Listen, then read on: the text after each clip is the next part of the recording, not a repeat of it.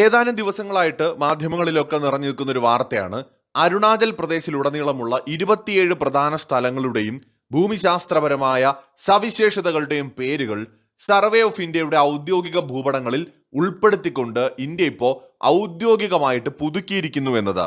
ഇതേ തുടർന്ന് ചൈനയുടെ ഭാഗത്ത് നിന്ന് നിരവധി പ്രതികരണങ്ങൾ ഉണ്ടായിട്ടുണ്ട്. ചൈനയുടെ കുറെ എക്സ്പേർട്സ് ഗ്ലോബൽ ടൈംസിലടക്കം ഇതുമായി ബന്ധപ്പെട്ട് ലേഖനങ്ങൾ എഴുതിയിട്ടുണ്ട്.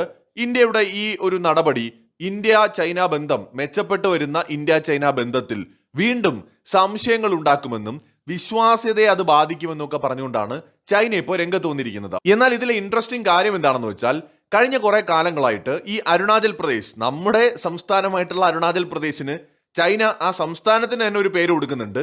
അതിനുശേഷം ഈ അതിർത്തിയിൽ വരുന്ന പല സ്ഥലങ്ങൾക്കും ചൈനയുടേതായിട്ടുള്ള പേരുകൾ ഇട്ടാണ് വിളിക്കുന്നത്.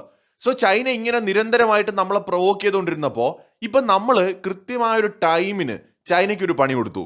അത് കിട്ടേണ്ടതുപോലെ തന്നെ ചൈനയ്ക്ക് കിട്ടിയിട്ടുണ്ട് എന്നാണ് മനസ്സിലാക്കാൻ കഴിയുന്നത്. ഇന്ത്യ പുതിയ മാപ്പ് പരിഷ്കരിച്ചുകൊണ്ട് 27 പ്രധാനപ്പെട്ട സ്ഥലങ്ങൾ അതിൽ ഉൾപ്പെടുത്തി. അരുണാചൽ പ്രദേശ് സംസ്ഥാന സർക്കാരുമായി ആലോചിച്ചാണ് ആഭ്യന്തര മന്ത്രാലയം ഈ ഭൂപടങ്ങൾ പരിഷ്കരിച്ചത്.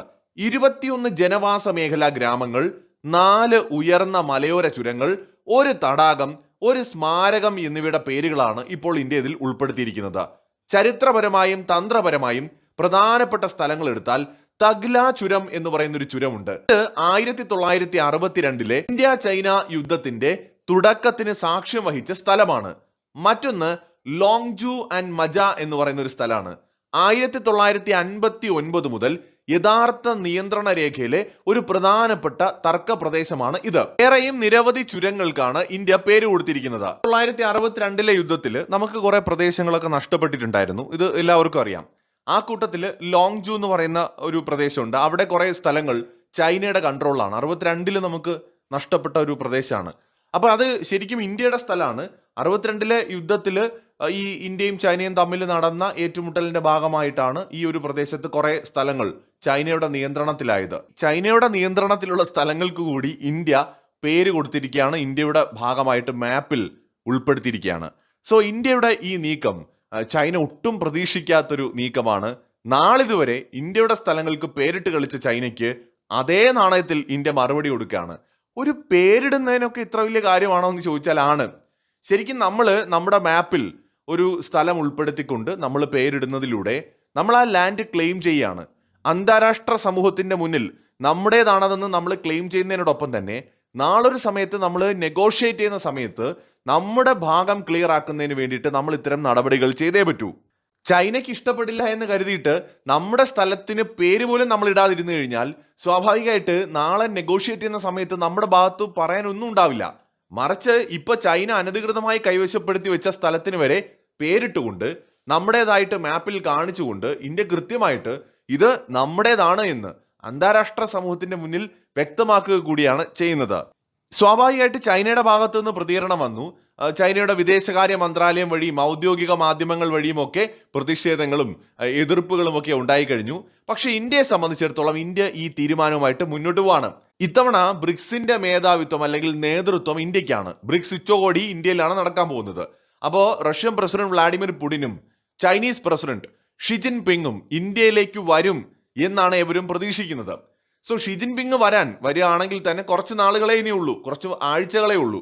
സോ ആ ഒരു സമയത്തിന് തന്നെ ഇന്ത്യ ഇങ്ങനൊരു മാപ്പ് പുറത്തിറക്കുമ്പോൾ ചൈനയുടെ മുമ്പിൽ തീർച്ചയായിട്ടും ചർച്ചകൾ പലതും വരും.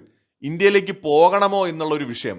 പോയില്ല എങ്കിൽ ബ്രിക്സ് ദുർബലമാണ് എന്ന ഒരു പ്രതീതി പാശ്ചാത്യ ലോകത്തും അമേരിക്കയ്ക്കും ഉണ്ടാവും. പോയി കഴിഞ്ഞാൽ അമേരിക്കയ്ക്ക് ശക്തമായൊരു സന്ദേശം കൊടുക്കാൻ പറ്റും. സ്ട്രോങ് ആയിട്ട് ഐക്യത്തോട് കൂടിയിട്ട് ഇന്ത്യയും അതുപോലെ ചൈനയും റഷ്യയും ഉൾപ്പെടുന്ന ബ്രിക്സ് രാജ്യങ്ങൾ ഒറ്റക്കെട്ടായിട്ട് നിന്ന് ലോകത്തിന് മുന്നിൽ ഒരു സന്ദേശം കൊടുക്കാൻ പറ്റും. പ്രത്യേകിച്ച് അമേരിക്കയുടെ താരിഫ് ഭീഷണികൾക്കൊരു മറുപടി കൊടുക്കാൻ പറ്റും. മറിച്ച് പോകാനായിട്ടുള്ള ഒരു തടസ്സം എന്താണെന്ന് വെച്ച് കഴിഞ്ഞാൽ ഇന്ത്യ ഇപ്പോൾ ഇങ്ങനെ ഒരു കാര്യം ചെയ്തിരിക്കുകയാണ്. സോ ഇത് ഇന്ത്യ ചൈനയ്ക്ക് ഒരു പണി കൊടുത്തു തന്നെയാണ്. കാരണം പലപ്പോഴും ഇതുപോലെ ചൈന ചെയ്തിട്ടുണ്ട്. ഇന്ത്യയുടെ പ്രധാനമന്ത്രിയോ ഉന്നതരായിട്ടുള്ള ആളുകളോ സന്ദർശിക്കാനിരിക്കുന്ന സമയത്ത് ഇതുപോലെയുള്ള പണികൾ ചൈന ചെയ്യാറുണ്ട്. അല്ലെങ്കിൽ സന്ദർശനം കഴിഞ്ഞിട്ട് നരേന്ദ്രമോദിയുമായിട്ടുള്ള കൂടിക്കാഴ്ചയ്ക്ക് ശേഷമാണ് ഈ ഗാൽവാൻ സംഘർഷം ഉണ്ടായതെന്ന് ഓർക്കണം. അപ്പോൾ ചൈനയുടെ ഇമാതിരി പണിക്ക് ഇന്ത്യ കൊടുത്തൊരു മറുപടി കൂടിയാണിത്. മാത്രമല്ല ഇടയ്ക്കിടയ്ക്ക് അരുണാചൽ പ്രദേശിന്റെ മേലുള്ള ചൈനയുടെ അവകാശവാദം പലപ്പോഴും പരിധി വിടുമ്പോൾ ഇന്ത്യ പ്രതികരിക്കാൻ തീരുമാനിച്ചതായിരിക്കാം ഇപ്പോൾ നമ്മൾ കാണുന്നത്. എന്തായാലും ബ്രിക്സ് ഉച്ചകോടിയിൽ ഷി ജിൻപിങ് പങ്കെടുക്കാനുള്ള സാധ്യത ഇപ്പോഴും തള്ളിക്കളയാൻ പറ്റില്ല. ചിലപ്പോൾ അദ്ദേഹം വരാതെ പകരം പ്രധാനമന്ത്രിയെ പറഞ്ഞു വിട്ടാലുമായി. എന്തായാലും അതിന് നമുക്കിനിയുള്ള ദിവസങ്ങളിൽ കാണാം. ഇവിടെ ഒരു കാര്യം വ്യക്തമാവുന്നുണ്ട്, ഇന്ത്യ ചൈനയുടെ കാര്യത്തിൽ ഒരു വിട്ടുവീഴ്ചയ്ക്കും തയ്യാറല്ല എന്നുള്ളതാണ്. ഇപ്പൊ ഇന്ത്യക്ക് വേണമെങ്കിൽ ചൈന അനധികൃതമായി കൈവശപ്പെടുത്തി വെച്ച സ്ഥലങ്ങളെ കണ്ടില്ല എന്ന് നടിക്കാം. അപ്പൊ ആരും ചോദിക്കില്ല 1962 യുദ്ധത്തിൽ കൈമോശം വന്ന അല്ലെങ്കിൽ ചൈനയുടെ നിയന്ത്രണത്തിലായ പല സ്ഥലങ്ങളുമാണ്. അത് വേണമെങ്കിൽ ഇന്ത്യക്ക് കണ്ടില്ല എന്ന് വയ്ക്കാം. ബാക്കിയുള്ള സ്ഥലങ്ങൾ മാത്രം മാപ്പിൽ അടയാളപ്പെടുത്തി പേര് കൊടുത്താലൊക്കെ മതി. പക്ഷെ ഇവിടെ ഇന്ത്യ അതല്ല ചെയ്തത്. 62 നഷ്ടപ്പെട്ടതിന് വരെ കണക്ക് ഇന്ത്യയുടെ കയ്യിലുണ്ട്. അങ്ങനെ ചൈനയ്ക്ക് ഈസി ആയിട്ട് ഇന്ത്യയിൽ നിന്നൊന്നും കൊണ്ടുപോകാൻ പറ്റില്ല. ഒരു തരത്തിലുള്ള ചർച്ചകളുമില്ലാതെ ഇന്ത്യയുടെ സ്ഥലം യുദ്ധത്തിൽ പിടിച്ചെടുത്ത എല്ലാ കാലവും പൂർണ്ണമായും അതിൽ അവകാശം പറഞ്ഞിരുന്ന് സുഖിക്കാം എന്ന് ചൈന കരുതേണ്ടതില്ല എന്നൊരു സന്ദേശം കൃത്യമായിട്ട് ഇന്ത്യ ചൈനയ്ക്ക് കൊടുക്കുന്നുണ്ട്. ഈ ചൈന എന്ന് പറയുന്ന രാജ്യമുണ്ടല്ലോ, ഇവരോട് നമ്മൾ എന്തൊരു മര്യാദ കാണിച്ചിട്ടും കാര്യമില്ല. ഇപ്പോൾ ഇന്ത്യയുടെ പ്രധാനമന്ത്രിയായിരുന്ന ജവഹർലാൽ നെഹ്റു എന്താ കരുതിയത്? ഈ ടിബറ്റിലേക്ക് ചൈന അധിനിവേശം നടത്തിയപ്പോൾ അദ്ദേഹം വിചാരിച്ചു, ഓക്കെ ടിബറ്റ് കൊണ്ട് അവിടെ നിൽക്കും, ചൈന സുഹൃത്താണ്, ബായിയാണ്, അപ്പൊ അതുകൊണ്ട് ബായി അവിടെ കൊണ്ടങ്ങ് നിർത്തും എന്ന് വിചാരിച്ചു.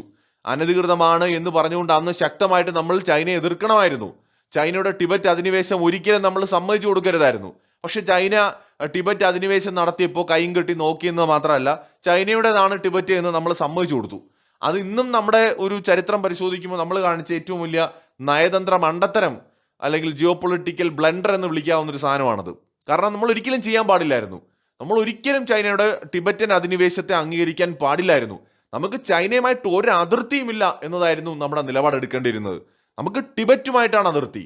ഇന്ത്യക്കും ചൈനയ്ക്കും ഇടയിലുള്ള ഒരു നാച്ചുറൽ ആയിട്ടുള്ള ഒരു ബഫർ സോൺ ആയിട്ട് രണ്ട് സംസ്കാരങ്ങൾ ഏകോപിപ്പിക്കുന്ന ഒരു ഘടകമായി നിന്ന ഒന്നാണ് ശരിക്കും ടിബറ്റ് എന്ന് പറയുന്നത്. അപ്പൊ ആ ഒരു രാജ്യത്തെ ചൈന അധിനിവേശം നടത്തിയതിനെ നമ്മൾ ആദ്യമേ എതിർക്കേണ്ടതായിരുന്നു. അന്ന് എന്തായാലും ചിലപ്പോൾ നെഹ്റു, സമാധാനകാംക്ഷിയായ നെഹ്റു, സഹോദര രാജ്യമെന്ന രീതിയിൽ ചൈനയെ കണ്ടു. ഇന്ത്യൻ കൾച്ചറുമായിട്ട് അത്രയും ബന്ധമുണ്ടായിരുന്നു ചൈനയ്ക്ക്.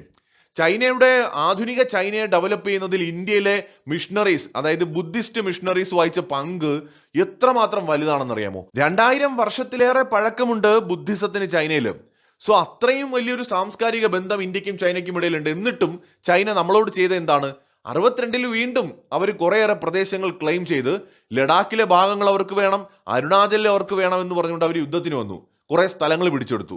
വീണ്ടും 67 പിന്നെയും വന്നു. അപ്പോൾ ഇന്ത്യ തിരിച്ചു പണിതു. അത് കഴിഞ്ഞും അവർ അവസാനിപ്പിക്കുന്നില്ല. അവർക്ക് ഇപ്പോഴും ലഡാക്കിന് മേൽ നോട്ടമുണ്ട്.